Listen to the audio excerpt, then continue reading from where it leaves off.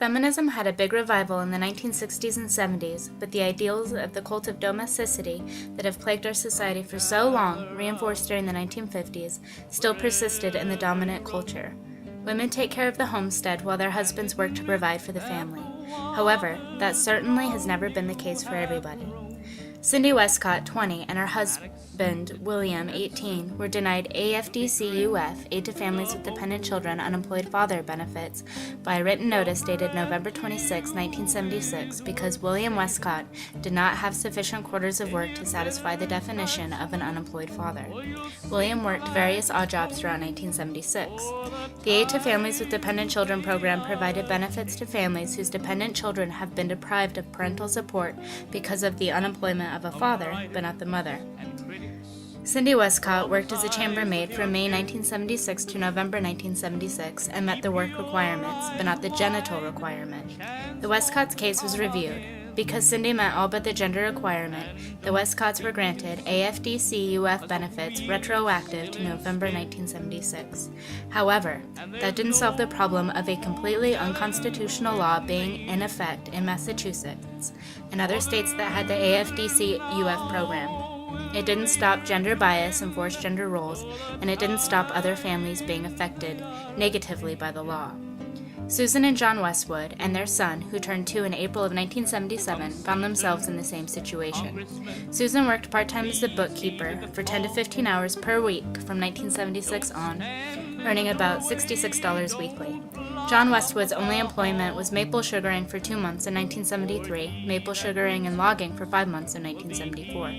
The Westwoods were denied benefits by letter on March 2, 1977, because John did not meet the definition of an unemployed father because of his insufficient work history. Again, Susan's work history would have been sufficient, however, she failed to meet the gender qualification. Originally enacted in 1935, the AFDC program provided benefits to families with needy children because of the death, absence, or incapacity of a parent, regardless of the sex of the parent. Congress temporarily extended the AFDC program in 1961 and 1962 to provide for families with needy children because of the unemployment of a parent. Again, this was gender neutral. It wasn't until the extension was made permanent in 1968 that it was amended to include the gender qualification.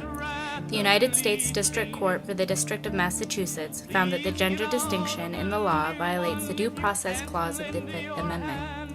The court saw two options: to nullify the benefits completely or to extend the program. The court extended the program.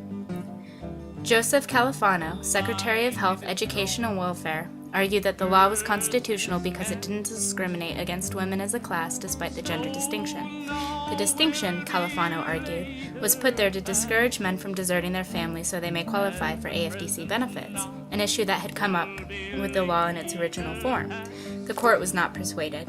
It found that the gender distinction was put there to make sure fewer families were eligible for cost reasons, and that Congress assumed when writing the law that the father would be the family breadwinner. The court found this to be part of the baggage of sexual stereotypes, and maintained that the law as it stood was unconstitutional. The commissioner, Alexander Sharp, agreed that either the mother's or the father's unemployment should be able to qualify, but proposes to award them only if the parent in question can show that he or she is the principal wage earner. Because a change so drastic in wording would strip families who at the time qualified of their benefits, the court could not do that, rather suggested Congress review the new revised law. The belief that women stay at home and men provide for the family is one that has long standing in our culture, but the gender bias in this law punished families who didn't live the traditional family way. The implications of gender bias being in law are massive, and the waves of such injustice reach far beyond any person directly affected by it. We are all affected by such blatant inequality. Well, you'll sink like a stone